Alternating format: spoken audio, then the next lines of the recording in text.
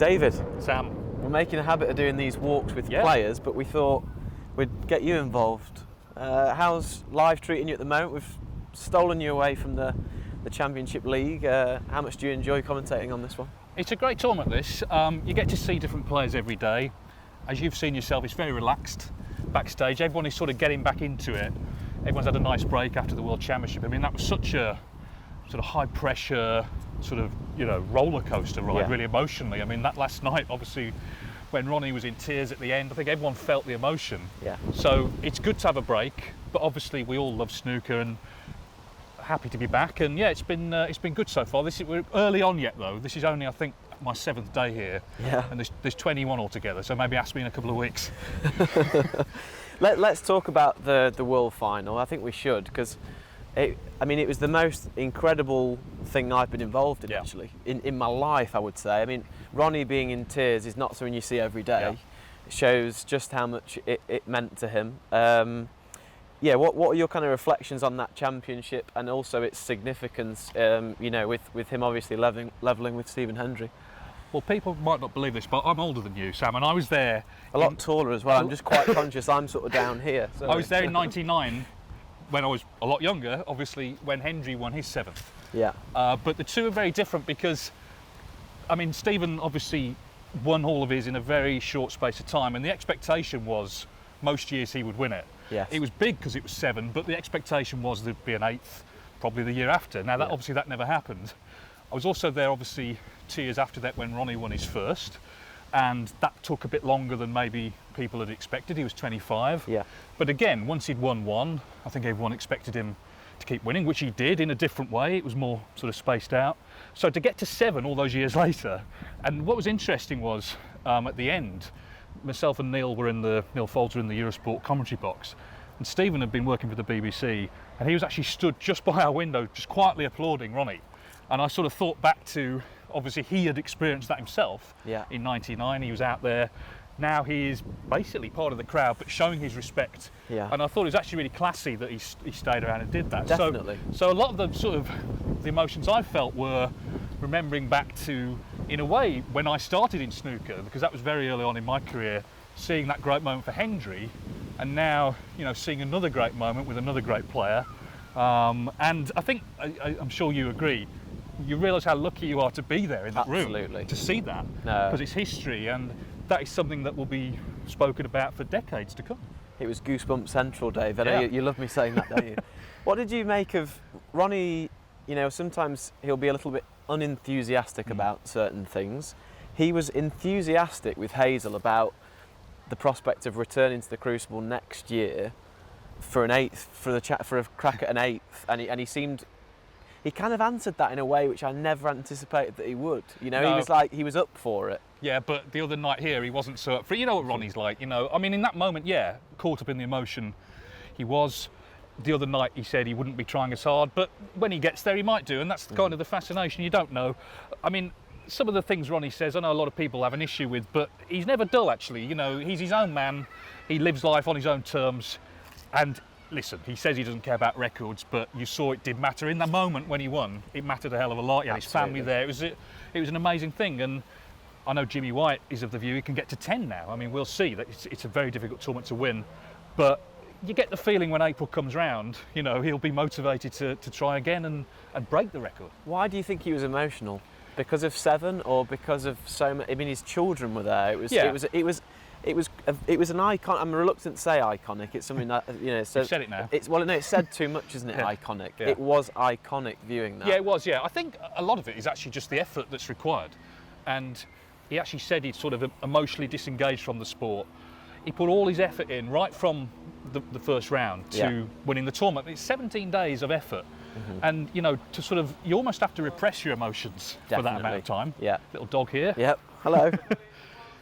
Probably get bitten. Yeah, you have Rob Walker's already done that. He has. Yeah, he's got that market cornered. Yeah, you have to sort of suppress your emotions, and then of course at the end it does come out. But it was good to see, wasn't it? Because what he does matters to so many people around the world. It's good to see that ultimately it matters to him as well. And it was. I still sort of. It seems like yesterday almost. It was a really. Well, it's very crystal clear memory in the mind. It was incredible. Yeah. Yeah. And talking of iconic things, you've got a play in Edinburgh, haven't you? Which is well, you've invited me, and I would love to attend. Let's go down this way, I think maybe. I've invited everybody, but anyway. Well, come on, shameless plug time. Just tell us a little bit about what it's about, but also, if people would like to go and see it. Yeah. It's quite a big part of your life, I think. Well, I'm a playwright as well as a snooker commentator, and the play's called Banana Crabtree Simon. It's a one-man show. It's about a man who's losing his memory, and his wife is very concerned for him, and he is trying to prove that he has a good memory. So the three words, they sound like they're not related, but they're the three words the doctor gives him to remember in order to prove that his memory's holding up. Right. So it's essentially about dementia. We have done it before in London. We were supposed to do it at the Fringe in 2020. Obviously, that got canned. Last year, the Fringe was mainly online. It wasn't sort of full scale. So this is the first Edinburgh Fringe for 3 years. If you check out edfringe.com, all the information is there. And we're there for 2 weeks from August the 5th, I believe. Okay. And if you've never been to the Fringe, you don't even have to come and see the show. It's worth going because it's a great, whole month actually of comedy and theatre. And it's the world's biggest arts festival. So obviously to have a play there is really nice. And I've had a couple before. Scott Donaldson's going? Well, so he says, yeah. Now you put pressure on him. He said, what he said, because there's qualifying here that week. Definitely, so he said, maybe. So he said he'll have to check, obviously, if he's playing. But yeah, everyone is welcome, obviously. And just, we're interested in you, Dave. So how does your playwriting, what has it evolved from, and why did you get into it? And I think, I've always been interested in writing, obviously journalism and just words, really. Obviously that's a big part of being a commentator. Yeah. But when you're commentating, you're following essentially someone else's story. You're following the story of the match, which you don't determine. It's the players who determine it, and you have to sort of follow it along. If you write a play, you start with a blank sheet of paper, so you can make up whatever story you want, make up the whole world, the characters, and it was something that I was kind of interested in doing. And in the end, I took the step because I used to, sounds bad, but I used to drink in this pub, and we used to, with other writers, and we used to talk about sort of where the opportunities were, and then they built a theatre at the top of the pub. Wow. And I thought, well, that's almost like a sign, I actually not as a result of you guys being regulars. No, they soon regretted it. But anyway, so I literally wrote a play, and I went up, printed it off, went up to introduce myself to the guy who ran it, and he agreed to read it, and he just put it on, and that was at that place. Yeah.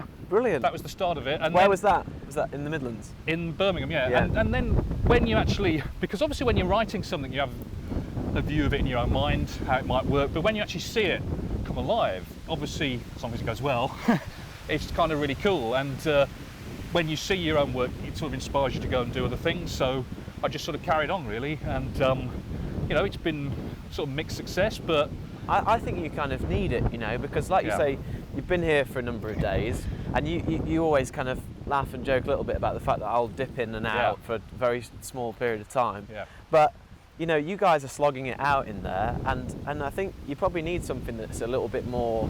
Yeah. Well, it's such, you're reacting to what's happening here, aren't you? Whereas, like you say, you're creating with your mind, which is, I think everyone needs a little bit of that. Well, that's the thing. Obviously, ultimately, it's a very public thing because it's on a stage, and hopefully there's people in the audience. You and Scott Donaldson in the audience. Yeah, we'll be front row. But when you're actually writing it, it's a very private thing. That's the safest time when you're actually just on your own. Do you enjoy that bit? Yeah, I do. And then, do you enjoy that bit more than watching it with a group of people at the end? No, they're different things, aren't they? So I would say they're the two things I enjoy: the writing it and the seeing it. There's a lot goes on in between. You have to get other people involved, obviously, and everyone has their view. You get a director; they'll have their view. How do you cast? Are you the guy that will do? Not normally, no. Normally, the idea is to get a producer, and then initially that's what we do with this play. They cast CJ Demui, who people will know. He's playing the main role, well, the only role. Big snooker fan. Big snooker fan, and brilliant in the part, and he was nominated for quite a prestigious award when we did it initially. So, so he was cast in it, and then the team kind of came around that. But yeah, I mean, one thing I'm not interested in is being an actor, Sam. I think I like to be behind the microphone. This is a big deal to be on camera with you. It's a pleasure. For me, anyway. Yeah, it's a pleasure. big deal for me as well. Let's talk about commentating here at the Championship League. Nice little environment actually. We enjoy to visit, and you're on today with Phil Yates and players as well. Yeah. We were just talking earlier about the different dynamic. Obviously, when you're commentating with a player, you're probably doing a little bit of educating them in terms of how it works. You and Phil have both done it for a number of years, very experienced. What's it like when you're both on together? Because, you know, I'm not saying you both like to dominate, but I'm sure you've probably found a way that you can work around each other. Yeah, I mean, there's the old match me and Phil do together. We decide who's going to be the lead commentator and who's going to be the second commentator. So the lead commentator would start when we come on air, introduce the match, the league table, all that stuff. So we decide that beforehand. Mm-hmm. But the thing is, I know Phil so well. You know, it's we're friends, so it's very easy to No, but I think what you guys do really well is when you're talking backstage. I won't reveal what you say to each other, but you know, it's jovial and it's you know, it's entertaining. But then when as well as being entertaining when you're on the mics, you are professional and clean, and you're not trying to. The two don't cross over. Well, we're massively. not rivals. That's the thing. We're not trying to stitch each other up, you know, or anything like that. Because why would you want to do that? I think the thing, you know, Phil, he's the easiest person in the world to get on with. Yeah, he's brilliant. And you know, I've learned a lot from Phil over the years, just in terms of being diligent and you know, doing the research and doing the work and just sort of. Oh, he's just the most researched person, isn't he? Yeah, and also just being kind of positive about it all as well. Not walking in sort of saying, oh no, you know, this guy's playing, and because we're very lucky to be doing this. I think one thing that is really good with Phil, and he does this when he's on the mic, but also sometimes when he's off it, he's very, very positive about even the players down the bottom end of the rankings. He tries to pick out the positives about each player. Yeah, and I think he's played the game, hasn't he? So he's probably able to do that as well as anyone can. You'll never hear Phil say, "I've never seen this young man before." He's not one of those commentators. Okay. You know, I mean, obviously there's certain players in this who we haven't actually seen much of, but you know, you can always research them, and like you say, try and build them up a little bit and say some things about them. And it's kind of, obviously that's a sort of more journalistic thing than the players. The players have been interesting, you know, because most of them have sort of asked to do it. Yeah. And tell us who you've got on with you. Well, we've had Holty, Michael Holt. Yep. We've had Stephen Hallworth, Sean Murphy, Peter Lines, and coming up we've got Gary Wilson, we've got Fergal, we've got Joe Perry, Dominic.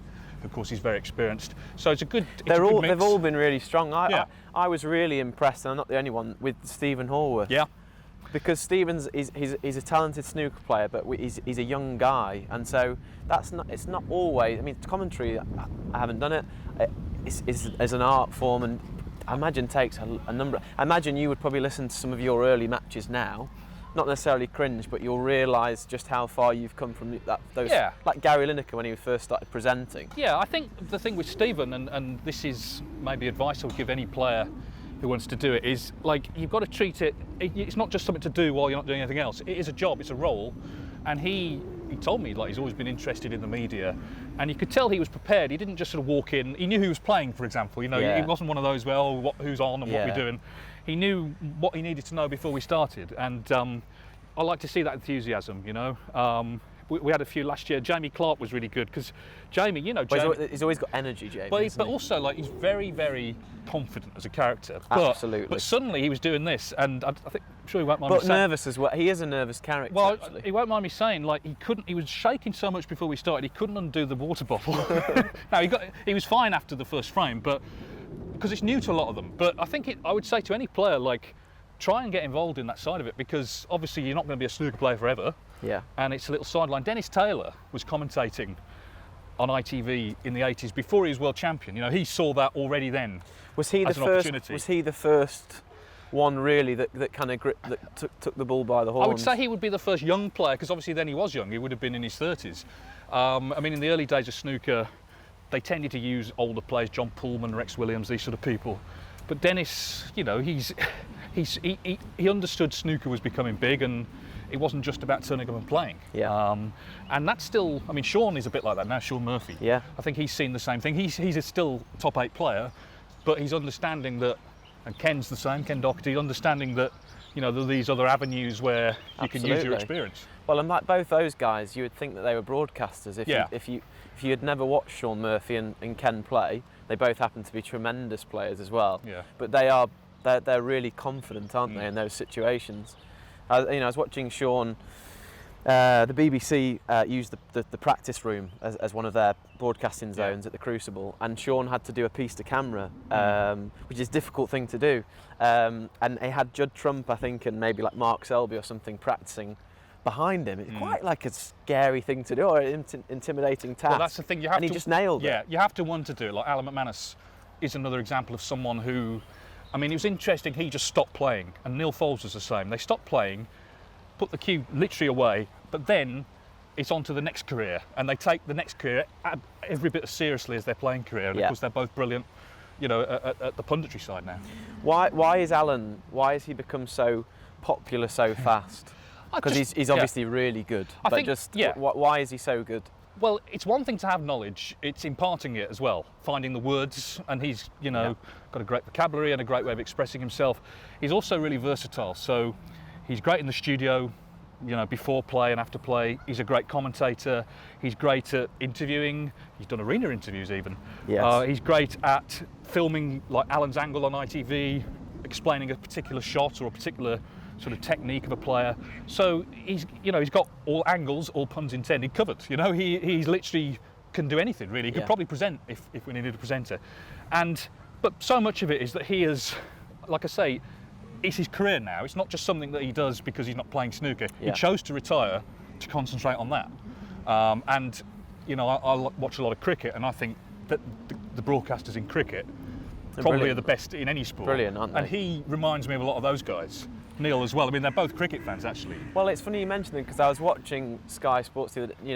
NASA is a prime example of someone who I imagine put the bat away and picked up the mic, and then a bit like Alan just stuck to that one thing. They kind of that single-minded approach really, and nail that one thing. And funnily enough, he's gone on to be a really consistent performer on TV, and it works out. So I'm sure the same will be the case for Alan. I think as well, Alan kind of thinks a bit like a journalist. He's written his blog, and quite often at the World Championship he's come in the press room, he's sat there rather than he in the players' room. doesn't he? So that's quite an advantage. I think he sort of thinks from a journalistic perspective. Yeah. And again, it's about words, it's about telling stories and chasing the sort of narrative, and I think that comes across in the way he's on screen. Yeah. And what are the next few years going to look like for you? Used to sort of asking that to players, but what have you heard something? No, you're a super consistent performer doing a very similar thing at each event. Is that something that you want to do for a long time? Do you think you'll turn your focus more towards playwriting at some point and really enjoy that, or is it just a balance for forever? I think a lot of it depends on broadcast contracts and whether they still want me, obviously. Yeah, but I think you'll be okay there, Dave. Well, here's the thing. Okay, I think pre-pandemic I was becoming a little bit blasé about the fact that it's another tournament and we'll get through this week and then I'll. You're at just for people that you're at everything, aren't you? Pretty much, basically. And I think I was sort of maybe not appreciating it as much, but then obviously when everything stopped, and of course it stopped March into April, the World Championship got postponed. Yeah. And basically my whole life, April has revolved pretty much around the World Championship because it takes up so much of it. Suddenly, and my birthday. Well, obviously there's that as well. Yeah, that's the other big event. But suddenly it wasn't on, and obviously we're all stuck at home, and we didn't know then when it would come back. And you have time to think about things. And I think when we did come back, obviously a lot of it was behind closed doors, and a lot of people were just stuck indoors watching the snooker. We had the opportunity. I mean, it wasn't the most fun in the bubble, but we had the opportunity at least to be working at something we enjoyed. And I think I started to appreciate it more then, actually. And the last couple of years I've really enjoyed the tournaments we've done because it could all have just stopped. We didn't know how long it was going to be stopping for. So it was a very uncertain time, wasn't it? So I'd like to carry on for now, and obviously if a play that I write becomes a massive hit, you'll never see me again. That's how it's going to work. And that would be a great shame. But how many more? Because you said Banana Crabtree Simon, that's the right name, isn't it? I've heard that name for a while. Are we going to Is there a new one in the pipe? You know, what's the... Yeah. There's a big pipeline. There's a big pipeline, yeah. Yeah, I mean, one of the things that happened in the pandemic was theatre stopped. And a lot of projects that even I was sort of talking to people about kind of stopped. I've got a few things that are sort of simmering, shall we say. Okay. And then it's like thinking up the next idea. I mean, what I would say to like anyone who is interested in writing, it doesn't always matter if it ends up on a stage. Just doing it actually is an achievement, and it's something cool to do. You know, to use your creativity and imagination. So obviously you hope that it's going to end up somewhere, but actually just writing a play is an achievement in itself. Yeah. And let's just finish. I mean, the reason why you and Phil are so close is because of your shared, you have a shared mentor, isn't it? In Clive Everton. Let's just have a quick chat about Clive and you know, all that he's given to the game. I mean, you couldn't wish for a better mentor than Clive. No, really. I think that's right. I mean, I think it's not true to say he changed my life when I met him. He changed my life before I met him, actually, because I grew up listening to him. And he was unique as a commentator because he was a professional player who was also a journalist. Most people know him as a journalist, but he was a player. He was a brilliant billiards player, wasn't he? Yeah, billiards, absolutely. So his style of commentary was quite different to the other people at the time. It was very sort of journalistic and based on research and based on trying to find the right sentence. You know, he would never overtalk. You know, you'd always find. Was it more emotive or less emotive than, because his commentary is like a mix that he's very well researched, but there have been lines that he's delivered at the end of events that have been like awesome, you know, like. Well, it's like when Ronny made the 1000th century and he said it's a storybook ending. Now, a lot of people would have said like 200 words there. He just came up with the right word. Clive's, you know, I still talk to him a lot. Obviously, he's been shielding, during the pandemic because of his age. He's an extraordinary figure in the sport. You know, he's contributed so many things people don't even know about. I mean, he came up with the idea for the Masters in the 70s, you know, for example. And obviously through Snooker Scene, he's chronicled the game's history in the pre-internet age. You know, that's all those magazines from the 70s and 80s. That's the history of the sport, which, you know, before Q-Tracker and all that stuff. So that dedication over 50 years to have kept the love of the game for that long is incredible. And what I'm pleased about is that all the sort of political battles that he fought are a thing of the past. He got what he wanted, which was for snooker to be run properly, which it is now. And, you know, we're seeing, obviously, through Barry Hearn and the last decade, the game really start to expand. So I'm pleased that he's got to see that. And, you know, he still watches it. He watched all the World Championship. And he's still in love with the game. He always will be. And I hope that's the same for us. Yeah, well, of course. I mean, it's brilliant, isn't it?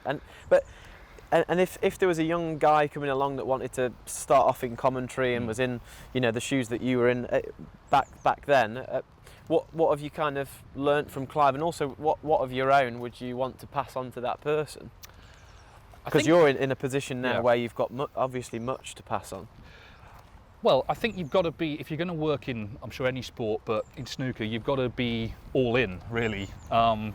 You've got to accept that it's going to take up actually a large part of your life, and you've got to actually want that to be the case. Yeah. But in terms of journalism or commentary, you know, preparation is the key, really. Turn up, making sure you know what you're doing, and also kind of get on with people. That's the other thing. You know, it's a big sort of, as you know, a big travelling circus on the snooker circuit, and get to know the referees, get to know the tournament office staff, all the people in the different areas. That is a really nice part of the job, by the way, isn't it? Because they will then help you out.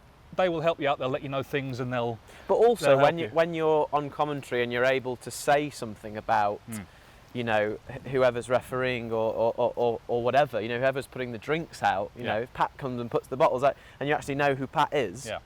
That's a nice touch, isn't it? Yeah, I think. Yeah, absolutely. I think if you want to. We've seen actually, like Matt Hewitt, he started a blog, and it was really good, and people came to rely on it for sort of rankings and so on. And in the end, of course, Jason Ferguson said, well, we should employ this guy. So he's got an incredible brain, hasn't he, Matt Hewitt? Yeah, in some ways it's kind of easier now with social media, the internet and whatever, to sort of showcase yourself, you know, start a podcast, do something that demonstrates your knowledge of the sport. But I think it got to a point, didn't it, with Matt, where players were approaching him and asking him for stuff that others couldn't give to him. Yeah, and he give to them. He proved how valuable he was. So just prove you're A, not a lunatic, and B, someone who has the knowledge and the desire and the drive to get involved in this sport, because there's always going to be openings here and there, and if there aren't, you can sort of force your own. Dave, I think we've done a full figure 8. I'm Thank knackered. you for I'm out of breath actually. No, thanks so much for your time. See you in Edinburgh.